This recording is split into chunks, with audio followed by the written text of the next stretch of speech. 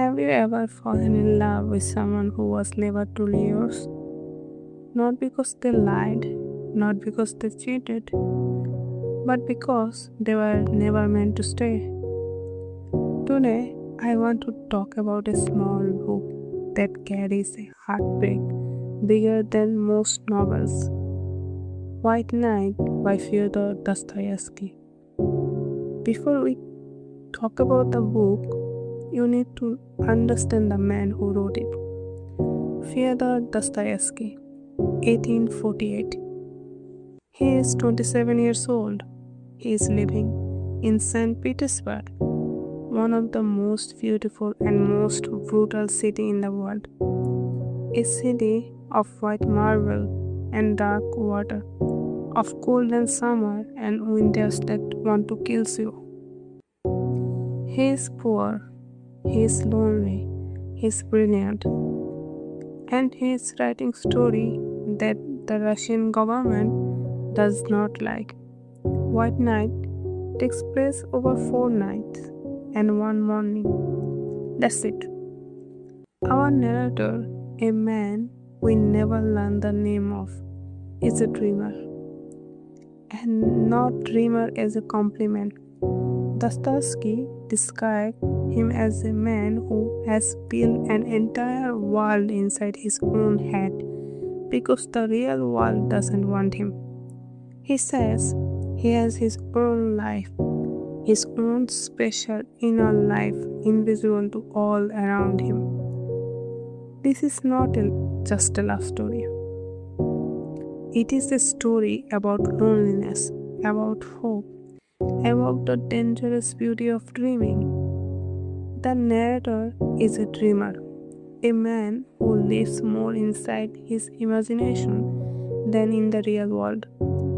And one night, under the pale sky of St. Petersburg, he meets a girl, Nastenka. And suddenly, his lonely world has light.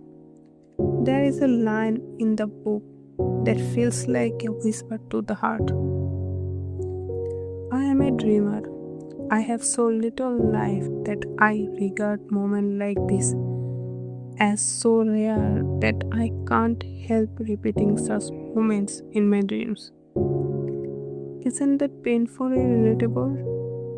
Sometimes we fall in love not with a person, but with the feelings they gave us. The attention, the hope, the possibilities. For 4 nights, they talk, they laugh, they share secrets. He listens to her stories. She waits for another man, and still he stays. Because sometimes loving someone means choosing to stand beside them, even when you know they are waiting for someone else. And then comes the line that breaks you. My God, a whole minute of bliss. Is that really so little for the whole of a man's life? That is what this book does.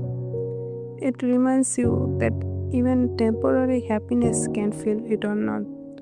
That even one moment of being seen, being understood, can change you forever. We live in a world more connected than ever. We have the internet, social media, messaging apps, video calls. We are never more than a notification away from another human being. And yet, loneliness is at an all-time high. More people than ever report having no close friends, no one they can call at 3 a.m., no one who really truly knows them. They are living, as the dreamer does, in a city of millions, talking to strangers, talking to screens, talking to themselves. Dostoevsky wrote this in 1848 and somehow knew us. He knew that the most painful loneliness is not the absence of people, It's being surrounded by people and still feeling unseen. It's having a full of life on paper and an empty one on the inside.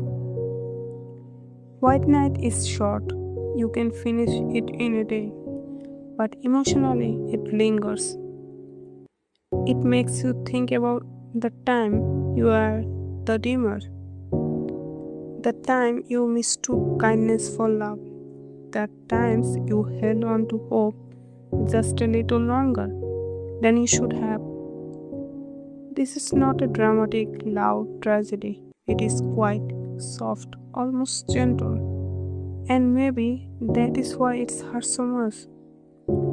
If you ever loved someone who could not love you back, if you ever lived inside your own dreams, if you ever believed that one perfect moment was worth all the pain, then this book is for you.